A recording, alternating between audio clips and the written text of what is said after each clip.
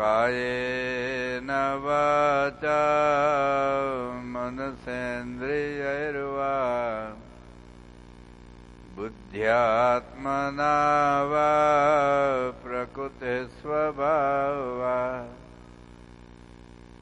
કરોમિ યદ્યત સકલં પરસ્મૈ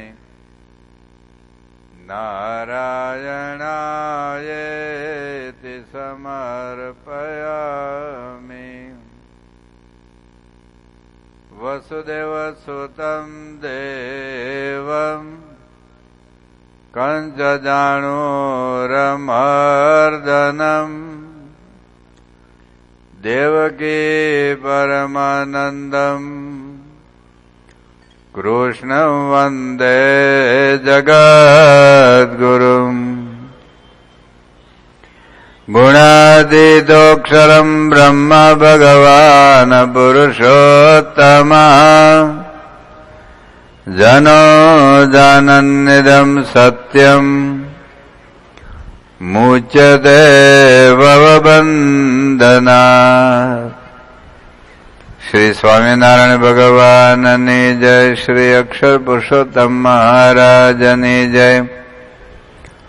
શ્રી ગુણાતીતાનંદ સ્વામી મહારાજની જય. શ્રી રાધાકૃષ્ણ દેવની જય. શ્રી સિયાવર રામચંદ્ર ભગવાનની જય. શ્રી ઉમાપતિ મહાદેવની જય. શ્રી ભગતજી મહારાજની જય. શ્રી શાસ્ત્રીજી મહારાજની જય. શ્રી યોગીજી મહારાજની જય. શ્રી પ્રમુખ સ્વામી મહારાજની જય. પ્રમુખ સ્વામી મહારાજ શતાબ્દી મહોત્સવની જય. સારંગપુર મંદિર શતાબ્દી મહોત્સવની જય.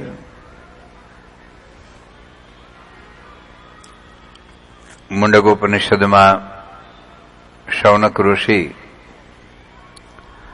અંગિરા ઋષિ પાસે ગયા અને એક પ્રશ્ન પૂછ્યો કે કસ્મિન્નું ભગવો વિજ્ઞાતે સર્વમ ઇદમ વિજ્ઞાતમ ભવતી. એવું શું ભણવાનું છે જે ભણ્યા પછી બીજું કશું ભણવાનું બાકી રહેતું નથી?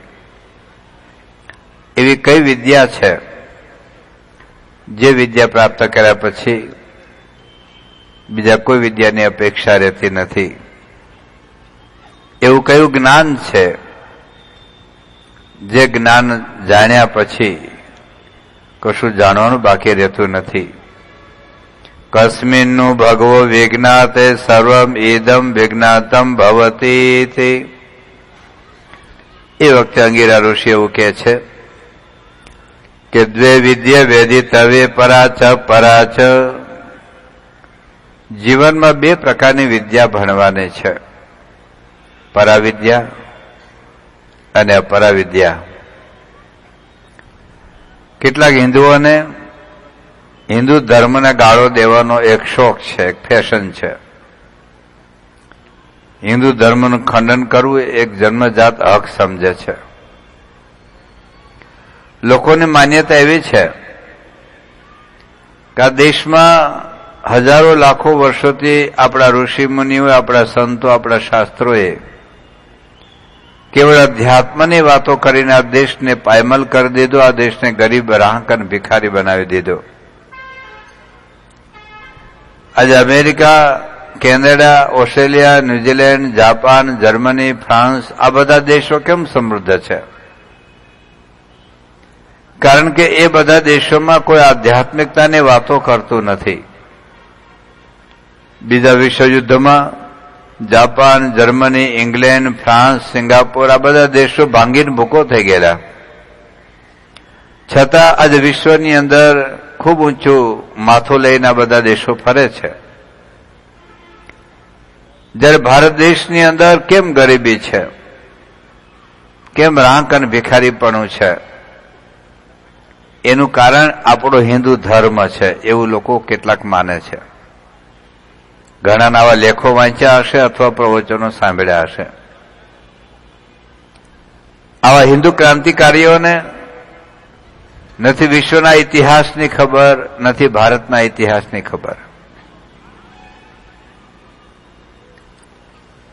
હકીકતની અંદર હિન્દુ ધર્મને લીધે ભારત દેશ ભિખારી નથી બન્યો. અધ્યાત્મની વાતો આ દેશમાં 2-5 વર્ષથી નથી થતી. જ્યારથી પૃથ્વી પર માનવનું સર્જન થયું ત્યારથી આ દેશમાં અધ્યાત્મનો અઘૂંટાતો રહ્યો છે. જો અધ્યાત્મને લીધે ભારત દેશ ભિખારી રહ્યો હોત તો છેલ્લા 2500 વર્ષથી વિશ્વના લોકો ભારતમાં કેમ આવ્યા? 2500 વર્ષો પહેલા પર્શિયન લોકો આ દેશમાં આવેલા. 2300 વર્ષ પહેલા સમ્રાટ સિકંદર આ દેશમાં આવેલો. પહેલી સદીમાં શક લોકો આવ્યા, પછી કુષાણ લોકો આવ્યા, પછી હુણ લોકો આવ્યા, જેમણે તક્ષશિલાનો નાશ કર્યો. 7મી સદી પછી મુસ્લિમ મોગલ લોકો આવ્યા. પછી 15મી સદીની અંદર પોર્ચુગીઝ લોકો આવ્યા, ફ્રેન્ચ લોકો આવ્યા, અને 16મી સદી પછી આ દેશમાં બ્રિટિશરો આવ્યા. લગભગ 2500 વર્ષથી વિશ્વના લોકો આ દેશમાં આવ્યા છે. આ દેશની ગરીબી જોવા માટે આવેલા? મારો એક પ્રશ્ન એ છે આવા લોકોને. આ દેશમાં લોકો ભૂખ્યા મરી જતા હતા એટલે સદાવ્રત ખોલી આપવા આવેલા બધા દેશના લોકો. આ દેશના લોકો પશુની જેમ ઉઘાડા ફરતા હતા એટલે કપડા મફત આપવા આવેલા. આ દેશના લોકો ઢોરની જેમ ખેતરમાં હુઈ રહેતા, જેમ ગધેડા, કૂતરા, ભૂંડ, એટલે આ દેશના હિન્દુઓને મકાન બાંધી આપવા આવેલા કે આ દેશને લૂંટવા માટે આવેલા? વિદેશી લોકો આ દેશને કેટલું લૂંટીને ગયા છે એનો ઇતિહાસ આપણને ધ્રુજાવી દેવો છે. એના ઊંડાણમાં મારે નથી જવું બહુ. મારે તો આ લોકોને એટલો જવાબ આપવો છે કે ભારતની આધ્યાત્મિકતાને લીધે આ દેશ ગરીબ નથી બન્યો. એવા લોકોને મારો પ્રશ્ન છે કે 500 વર્ષ પહેલા તમે અમેરિકાનો ઇતિહાસ વાંચી લો. 500 વર્ષ પહેલા અમેરિકામાં શું હતું? ચાલો, 500 વર્ષ પહેલા કેનેડામાં, ઇંગ્લેન્ડમાં, Japan, Germany, France, Australia, New Zealand, 500 વર્ષ પહેલા આ બધા દેશોમાં શું હતું? ચાલો, 1000 વર્ષ પહેલા એ બધા દેશોમાં શું હતું? અને ભારત દેશ 10,000 વર્ષ પહેલા કેટલો સમૃદ્ધ હતો? ઇતિહાસ સાક્ષી પડે છે. મેકોલે લખ્યું છે કે many centuries before the Christ, the people of England were wearing raw skin on their painted bodies and roaming in the forest. The Indian have attained high degree of civilization. ઇંગ્લેન્ડના લોકો મરેલા ઢોરના ચામડા પહેરીને જંગલમાં ભટકતા હતા. એ પહેલા હજારો વર્ષો પહેલા ભારતના લોકોએ એક ભવ્ય સભ્યતા વિકસાવી હતી. લોકો એ માને છે કે અધ્યાત્મને લીધે ભારત દેશ ગરીબ રહ્યો છે. ભારત દેશ અધ્યાત્મને લીધે ગરીબ નથી રહ્યો. આપણે અધ્યાત્મને ભૂલી ગયા એટલે આપણને જીવન જીવતા ન આવડ્યું, સંપીને રહેતા ન આવડ્યું. આ દેશ ગરીબ બન્યું એનું કારણ આપણો કુસંપ હતો. 1000 વર્ષની ગુલામીનું કારણ આપણો કુસંપ હતો. મહારાણા પ્રતાપ ઓછો શક્તિશાળી નહોતો, પણ મહારાણા પ્રતાપ ઉપર વેર વાળવા માટે માનસંગે પોતાની સગી બેન અકબરને પરણાવી. અકબરનો સેનાપતિ થઈને ચિત્તોડ ઉપર ચડાઈ કરી. હજારો હિન્દુઓની હત્યાઓ થઈ, સેંકડો સ્ત્રીઓ જીવતી સળગી ગઈ, સેંકડો મંદિરો તૂટ્યા. આનું કારણ અધ્યાત્મ નહોતું, આનું કારણ અધ્યાત્મને આપણે ભૂલી ગયા એ હતું. પૃથ્વીરાજ ચૌહાણે જો ભગવદ્ ગીતા વાંચી હોત તો મોહમ્મદ ગોરીને 17 વખત છોડી ના દે. સગો ભાઈ જયચંદ રાઠોડ સાથે અણબનાવ દિલ્હીમાં મોગલ સલ્તનતને આમંત્રણ આપ્યું છે. તમે કદાચ જૂનો ઇતિહાસ વાંચતા હો. સમ્રાટ સિકંદર આ દેશમાં ફાવી ગયો એનું કારણ તક્ષશિલાનો રાજા આંભીકુમાર એને બાજુના કૈકે દેશના રાજા સાથે વેર વાળવા માટે એને સમ્રાટ સિકંદર સાથે મિત્રતા બાંધી અને દેશમાં એને આમંત્રણ આપ્યું. આ દેશની ગુલામીનો ઇતિહાસ કુસંપનો ઇતિહાસ છે. અધ્યાત્મને એક પરસ્પર ઈર્ષા, પરસ્પર રાગદ્વેષ, પરસ્પર અહમ મમત્વ એનું કારણ છે. આપણા ઋષિ મુનિએ આપણને પૈસા કમાવાની ના નહોતી પાડી. આપણા ઋષિ મુનિઓ લૌકિક વિકાસની ના નહોતી પાડી. લોકોને એક બીજો પ્રશ્ન છે કે ભારતમાં આ બધા વૈજ્ઞાનિક શોધખોળ કેમ ન થઈ? ઇલેક્ટ્રિસિટીની શોધ, રેલવેની શોધ, ટેલિફોનની શોધ, કમ્પ્યુટરની શોધ, વિમાનની શોધ, વિવિધ પ્રકારના ઓપરેશનની શોધો આ બધી ઇંગ્લેન્ડ, અમેરિકા, જાપાન, જર્મની, ફ્રાન્સમાં જ કેમ થઈ? ભારત દેશમાં કેમ ન થઈ? આ બધી શોધો છેલ્લા 250-300 વર્ષની છે. એ વખતે ભારત દેશ ગુલામ હતો. ભારત દેશમાં અહીંના સ્થાનિક લોકો સારું ભણે એવી બ્રિટિશરોને અપેક્ષા જ નહોતી. કારણ કે ભણે તો એના પર ચડાઈ કરે, હુમલો કરે. હકીકતમાં વિજ્ઞાનનો સૌપ્રથમ સૂર્ય ભારતની ધરતી ઉપર ઉગ્યો હતો. જો તમને વાંધો ન હોય તો પૃથ્વી છોડતા પહેલા એકવાર દિલ્હી અક્ષરધામ જોઈ આવજો. પરમ પૂજ્ય પ્રમુખશા મહારાજે એક અક્ષરધામ બાંધીને ભારતના કરોડો યુવાનોના દેશની અસ્મિતા જાગે એવું એક અદભુત કાર્ય કર્યું છે. એક મેકોલેની શિક્ષણ પદ્ધતિએ આ દેશના યુવાનોમાં અસ્મિતાની હત્યા કરી નાખી. તમે કોઈ પણ પ્રશ્ન પૂછો કે ગુરુત્વાકર્ષણની શોધ કોને કરી, તો કહેશે ન્યૂટને. તો ન્યૂટનનો દાદો નહોતો જન્મ્યો એની પેલા સફરજન ઉપર જતું હતું. આપણા હિન્દુ શાસ્ત્રમાં હજારો વર્ષો પહેલા આ ગુરુત્વાકર્ષણ નિયમની શોધ શ્લોકબદ્ધ છે, શ્લોકમાં લખાયેલો છે. દુનિયામાં અંધકાર હતો વિજ્ઞાનનો ત્યારે સૂર્ય 16 કળાએ ખીલેલો. તમને ખબર હશે ગ્રીક અને રોમન સંસ્કૃતિ બહુ વિકસિત સંસ્કૃતિ આપણા સ્કૂલોમાં ભણાવવામાં આવે છે. આપણે જયારે ભણતા હતા રોમન આંકડા લખતા હતા. 1 એટલે 1 લીટો, 2 એટલે 2, 3 એટલે 4, 4 એટલે IV, 7 એટલે VII, 9 એટલે IX, 14 એટલે XIV. બરાબર?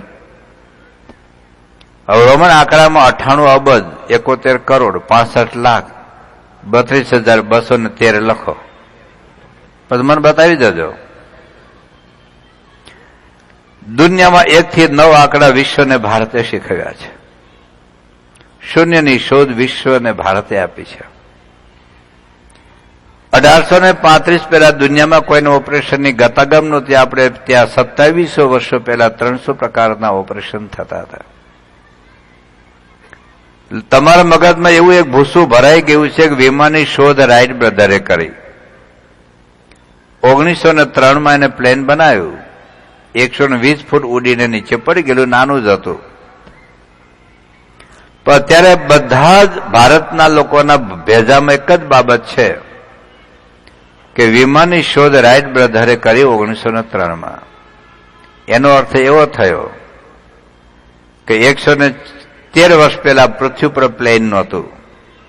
113 વર્ષ પહેલા નહોતું, 120 વર્ષ પહેલા નહોતું. ચાલો, તો રામ ભગવાન જયારે લંકામાંથી અયોધ્યામાં આવ્યા તો છગડામાં બેહીને આવ્યા હતા. મારો પ્રશ્ન છે આવા લોકોનો. તો તુલસી રામાયણ કે વાલ્મીકી રામાયણમાં જે વિમાન શબ્દ આવ્યો છે, તમારા મામાએ શબ્દ નાખી દીધો છે અંદર. પણ મેકોલેની શિક્ષણ પદ્ધતિ મેકોલે ગયા પછી આ દેશને બિન સાંપ્રદાયિકતાએ આ દેશના હિન્દુઓની ઘોર ખોદી છે. એક ઇતિહાસ ઉપર પડદો વાળી દેવામાં આવ્યો છે. હકીકતમાં આપણે ત્યાં બધી જ પ્રકારના વિજ્ઞાનોની શોધ હતી, પરંતુ આપણા ઋષિ મુનિઓ એટલું તો જાણતા હતા કે કેવળ ભૌતિક વિકાસ, કેવળ ભૌતિક વિદ્યા મનુષ્યને શાંતિની સાચી દિશા નહીં બતાવી શકે. હા, ભૌતિક વિદ્યાની ના નથી પાડી, દ્વે વિદ્યા વેદી તવે પરાચ પરાચ. અપરા વિદ્યા જરૂરી છે આજીવિકા માટે, કુટુંબના નિર્વાહ માટે, જીવન સરળ, સુગમ અને સુલભ બને એના માટે. તમે જો અપરા વિદ્યાનું જ પરિણામ છે, તમે મને જોઈ શકો છો, હું તમને જોઈ શકું છું. અંધારાને આપણે દિવસમાં ફેરવી કાઢ્યો. આટલું નાનું રમકડું તમે દૂરથી દેખાતું નહીં એવું તમે મને સાંભળી શકો છો. હમણાં હું ત્યાં સિદ્ધપુર હતો, રાજપુર, ત્યાંથી પોણો કલાકમાં અહીંયા આવી ગયો. હાલ તો આવ્યો તો ક્યારે આવત? આજે સવારે અમદાવાદ ગયો તો બપોરે પાછો અહીંયા આવ્યો. વિજ્ઞાને ઘણી મદદ કરી છે આપણને. લૌકિક વિદ્યાને લીધે વિવિધ પ્રકારના દુઃખો, દર્દોને આપણે દફનાવી શક્યા, વિવિધ પ્રકારના રોગોને આપણે ટાળી શક્યા, ગરમીને એસીની ઠંડક આપણે માણી શક્યા, ઠંડીમાં આપણે હીટરની હૂંફનો અનુભવ કરી શક્યા. મોબાઈલ દ્વારા દુનિયાના ઘણા બધા કામ આપણે ઘેરે એસી રૂમમાં બેઠા બેઠા કરી શક્યા. પરંતુ આટલી સુવિધાની સગવડો આવ્યા પછી પણ શાંતિનો દમ આપણે લઈ શક્યા નથી. એટલે ઋષિમુનિ કહે છે કે દ્વે વિદ્યા વેદી તવે પરાચ પરાચ.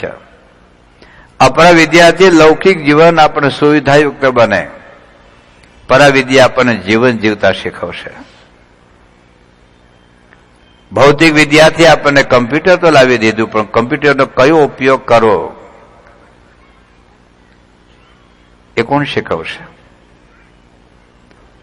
કમ્પ્યુટરની શોધ કરનારને કલ્પના નહીં હોય કે કમ્પ્યુટર દ્વારા આતંકવાદ કે માનવજાતનો સંહાર કેટલો ઈજી બનશે.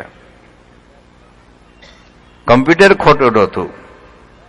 ફિલ્મની શોધ કરનારે જિંદગીમાં સ્વપ્નમાં નહીં કલ્પના કરી હોય કે ફિલ્મ દ્વારા વિશ્વની માનવતા, સભ્યતા અને પવિત્રતાનું કેટલું ભયંકર ખૂન થઈ જશે. યુવાનો યુવતીઓ કેટલું અશ્લીલ અને હિંસક દ્રશ્યો એના મગજમાં નાખશે. મોબાઈલની શોધ કરનારને ક્યારેક કલ્પના નહીં હોય કે મોબાઈલ દ્વારા દુનિયાની કરોડોની યુવા પેઢી કેટલી બરબાદ થઈ જશે. ઇન્ટરનેટ અને ગૂગલની શોધ કરનારે ક્યારેક વિચાર નહીં કર્યો હોય કે આના દ્વારા કેટલા અશ્લીલ દ્રશ્યો આ દેશના અને વિશ્વના લોકો મગજમાં ઠાલવીને મગજને કેટલું ભ્રષ્ટ કરી નાખશે. ઇન્ટરનેટ ખોટું નહોતું, ગૂગલ ખોટું નહોતું, મોબાઈલ ખોટો નથી, કમ્પ્યુટર ખોટો નથી. પ્લેનની શોધ કરનારે જિંદગીમાં સ્વપ્નમાં નહીં સેવ્યું હોય કે પ્લેન દ્વારા વર્લ્ડ ટ્રેડ સેન્ટર તોડશે, પ્લેન દ્વારા જાપાનના હિરોશીમા અને નાગાસાકી ઉપર બોમ્બ મારો થશે અને લાખો લોકોની જિંદગી બરબાદ થઈ જશે. વિમાનની શોધ ખોટી નથી, પણ શોધનો ઉપયોગ કેવી રીતે કરવો એ અધ્યાત્મ વિદ્યા વગર કોણ શીખવશે? બ્રહ્મ વિદ્યા વગર કોણ? ફેસબુક ખોટું નહોતું.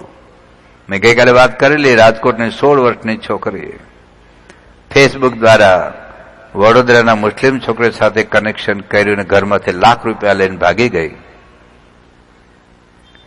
ફેસબુક ખોટું હતું, પણ ઉપયોગ ક્યાં કેવી રીતે કરવો એ પરાવિદ્યા વગર નહીં શીખવાય. તમે અપરા વિદ્યાથી તમે સમૃદ્ધ બની શકશો, વિશ્વભરની ડિગ્રીઓ પ્રાપ્ત કરી શકશો, પણ જીવન જીવતા નહીં આવડે. કદાચ તમે ડોક્ટર હો, you may B successful as a doctor, but remember you are not only doctor, you are also son or daughter, you are also brother and sister, you are also husband and wife, you are also father and mother. Are you successful as a son or daughter, as a brother and sister, as a husband and wife, as a father and mother? હવે દુનિયાના ડોક્ટરને પૂછ્યા, કેટલા doctor દીકરા દીકરી મા બાપને આમન્યા જાળવે છે, મા બાપની સેવા કરે છે, મા બાપને રોવરાવ્યા વગર મા બાપ રાજી થાય એવી રીતે લગ્ન કરે છે. આ તમે ખાલી ડોક્ટરની વાત કરી, પણ એન્જિનિયર હોય, વકીલ હોય, સીએ હોય, એમબીએ હોય, કેટલા ડોક્ટરને પતિ થતા આવડે? હમણાં સેલવાસમાં 2 ગોલ્ડ મેડલિસ્ટ ડોક્ટર 2 લગ્ન કર્યા ધામધૂમથી, વિથ લવ લગ્ન કર્યા, પણ મા બાપે ગોઠવી દીધેલા નહીં અને ફક્ત 6 મહિનામાં છૂટા થયા. અમદાવાદના 2 આઈએસ ઓફિસર, 2 સાથે એક્ઝામ આપેલી, સાથે એક્ઝામ પાસ થયા, સાથે લગ્ન કર્યા 2006માં. આઈએસ ની વાત કરું છું, બી અને બીકોમ ની નહીં. આઈએસ નો હોય 1 જણો કે 1.5 જણો પાસ થાય છે. કેટલો ઇન્ટેલેક્ચ્યુઅલી જાયન્ટ કહેવાય. 2006માં 2 લગ્ન કર્યા, 2008માં છૂટાછેડા પેપર આપ્યા, 2010માં છૂટાછેડા લીધા, 51 લાખ રૂપિયા ચૂકવ્યા. 2 ડોક્ટર સાથે ભણતા હતા, 2 મિત્રો, 2 ગોલ્ડ મેડલિસ્ટ, 2 નક્કી કર્યું કે જીવવું ને મરવું ભેગું. 2 ના મા બાપે ના પાડે કે આપણે આપણી જ્ઞાતિમાં લગ્ન કરવું. 2 સંસ્કારી, ભાગી જઈને કોર્ટમાં લગ્ન કરીને બીજા શહેરમાં જતું રહેવું એવું નહોતું કે મા બાપ રાજી થાય પછી લગ્ન કરવા. 2 ની પ્રેક્ટિસ ચાલુ થઈ ગઈ. 8 વર્ષ પછી 2 ના મા બાપ ઢીલા પડ્યા, 32-33 વર્ષની ઉંમરે પહોંચી ગયેલા.